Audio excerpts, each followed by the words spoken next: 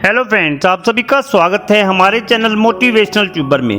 प्रधानमंत्री श्री नरेंद्र मोदी ने 13 अगस्त 2020 को ईमानदार टैक्स पेयर के सम्मान में transparent taxation honouring the honest platform को लॉन्च किया। इस प्लेटफॉर्म में faceless assessment, faceless appeal, tax payer charter जैसे बड़े रिफॉर्म शामिल हैं। मोदी सरकार ने टैक्स पेयर चार्टर आज से लागू कर दिया है। वित्त मंत्रालय के मुताबिक ये आईटी विभाग की टैक्स पेयर सर्विस को बेहतर करने और खुद को उत्तरदायी बनाने की प्रतिबद्धता को दिखाता है। इसमें स्पष्ट तौर पर करदाताओं के अधिकारों और कर्तव्यों को साफ तौर पर व्यक्त किया गया है।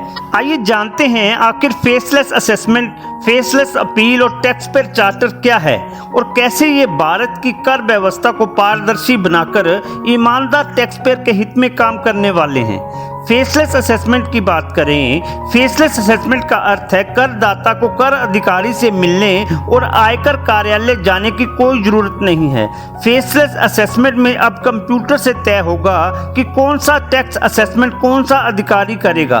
डेटा एनालिटिक्स और एआई के जरिए ये चुनाव किया जाएगा। मामलों का आवंटन स्वचालित तरीके से रैंडमली होगा। असेसमेंट से निकला रिव्यू भी किस अधिकारी के पास जाएगा ये किसी को पता नहीं होगा। रिव्यू आदेश का ड्राफ्ट एक शहर में, दूसरे शहर में समीक्षा, तीसरे शहर में इसे फाइनल रूप दिया जाएगा। डॉक्यूमेंट आइडेंटिफिकेशन नंबर के साथ नोटिस का सेंट्रल इशुएंस होगा। इसके अलावा नए सिस्टम में असेसमेंट के प्रादेशिक क्षेत्राधिकार को भी खत्म कर दिया गया है। पहले उसी क्षेत्र का कर अधिकारी असेसमेंट करता था जहां का मामला होता था, लेकिन अब किसी भी राज्य या शहर का अधिकारी कहीं के भी मामले की जांच कर सकता है। इस नई व्यवस्था का सबसे बड़ा फायदा ये होगा कि आयकर अधिकारियों से जान पहचान बनाकर सांठ-गांठ करने और दबाव बनाने के हथकंडे नहीं चलेंगे। इससे अनावश्यक मुकदमेबाजी से भी बचा जा सकेगा। डायनामिक जुरिस्डिक्शन व टीम बेस्ड असेसमेंट के साथ करदाता स्क्रूटनी नोटिस का ऑनलाइन जवाब दे सकते हैं। फेसलेस असेसमेंट में मामलों का तेजी से निपटारा होगा। हालांकि कुछ मामले इस नई व्यवस्था के दायरे में नहीं आएंगे, जैसे गंभीर धोखाधड़ी, बड़ी कर चोरी, संवेदनशील व जांच के मामले, अंतर्राष्ट्रीय कर मामले, कालाधन अधिनियम व बेनामी संपत्ति के मामले। फेसलेस अपील की बात करें, फेसलेस अपील के तहत किसी भी अधिकारी को रैंडम तरीके से आवंटित की जा सकती है। अपील पर निर्णय लेने वाले अधिकारियों की पहचान अज्ञात रहेगी। अधिकारी के समक्ष उपस्थित होने, कार्यालय जाने की जरूरत नहीं है। इस व्यवस्था में इलेक्ट्रॉनिकली जवाब दिया जा सकता है। अपीलीय निर्णय व रिव्यू टीम आधारित होंगे।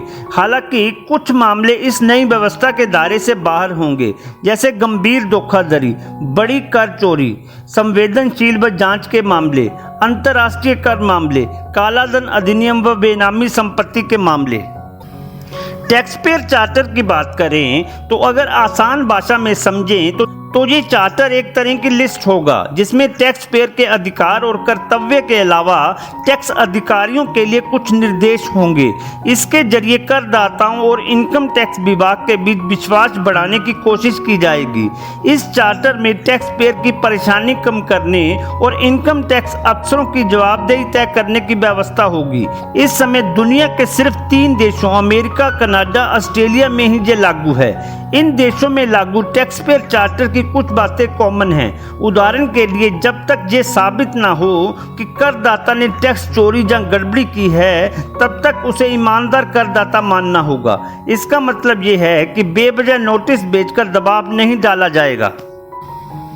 इसी तरह टैक्स अधिकारियों को करदाताओं की समस्याओं का जल्द समाधान करने की जिम्मेदारी होगी। मतलब किसी भी तरह का टाल मटोल नहीं चलेगा। वहीं अधिकारियों को अगर टैक्स पेयर के खिलाफ अगर कोई आदेश जारी होता है तो एक बार स्क्रूटनी का मौका दिया जाता है। आपको बता दें कि बीते फरवरी महीने में आम बजट पेश करते हुए वित्त मंत्री निर्मला सीतारमण ने पहली बार टैक्स पेयर चार्टर की बात कही थी। टैक्स पेयर चार्टर के मुताबिक इनकम टैक्स विभाग को इन कामों के लिए निर्देशित किया गया है। विभाग करदाताओं के साथ सभी कामों में तेज, विनम्र और पेशेवर सहायता देगा। आयकर विभाग हर करदाता को ईमानदार करदाता की तरह व्यवहार करेगा जब तक कुछ दूसरा मानने का कारण मौजूद हो। विभाग निष्पक्ष और सही अपील के साथ रिव्यू की व्यवस्था भी उपलब्ध कराएगा। विभाग कानून की तरह पालन करने के दायित्वों को पूरा करने के लिए सटीक जानकारी उपलब्ध कराएगा। विभाग इनकम टैक्स की हर कार्यवाही में फैसला कानून के तहत दिए गए समय के अंदर लेगा। विभाग कानून के तहत दी गई राशि को जमा करेगा। विभाग कानून की प्रक्रिया का पूरी तरह से पालन करेगा। किसी जांच पड़ताल और प्रवर्तन कार्यवाही में जरूरत से ज़्यादा दखल अंदाजी नहीं देगा। विभाग टैक्स पेयर द्वारा दी गई किसी जानकारी का खुलासा नहीं करेगा जब तक कानून द्वारा वे प्रमाणित नहीं हो। विभाग अपनी अथॉरिटी को उसकी कार्रवाई के लिए जिम्मेदार मानेगा। विभाग हर टैक्स पेयर को उसके चुनाव के प्रतिनिधि रखने की इजाज़त देगा। विभाग टैक्स पेयर को शिकायत दर्ज कराने और जल्द उसका निपटारा करने की व्यवस्था उपलब्ध कराएगा। विभाग एक सही और निष्पक्ष व्यवस्था उपलब्ध कराएगा और टैक्स से जुड़े मुद्दों को निश्चित समय में सुलझाएगा। विभाग सर्विस की डिलीवरी के लिए स्टैंडर्ड को सामयिक तरीके से पब्लिश करेगा। वहीं करदाताओं के कर्तव्यों की बात करें तो इनकम टैक्स करदाताओं से ये उम्मीद रखता है कि टैक्स पेयर से पूरी जानकारी को ईमानदारी के साथ प्रकट करने और अपनी पालन की जिम्मेवारी पूरी करने की उम्मीद है। ऐसी उम्मीद है कि उसे कानून के तहत अपने अनुपालन के दायित्वों का पता हो। जरूरत पड़ने पर वे विभाग की मदद ले। वे कानून के मुताबिक सटीक रिकॉर्ड रखे। उसे ये पता हो कि उसके प्रतिनिधि ने क्या जानकारी और सबमिशन दिए हैं। वे टैक्स कानून के मुताबिक समयबद्ध तरीके से सबमिशन कर दे। वे कानून के मुताबिक समय से राशि का भुगतान करे। पीएम मोदी ने टैक्स पेयर चार्टर पर कहा कि ये देश की विकास यात्रा में बहुत बड़ा कदम है। अब टैक्स पेयर को उचित, विनम्र और तर्कसंगत व्यवहार का भरोसा दिया गया है। यानी आयकर विभाग को अब टैक्स पेयर की गरिमा का संवेदनशीलता के साथ ध्यान रखना होगा।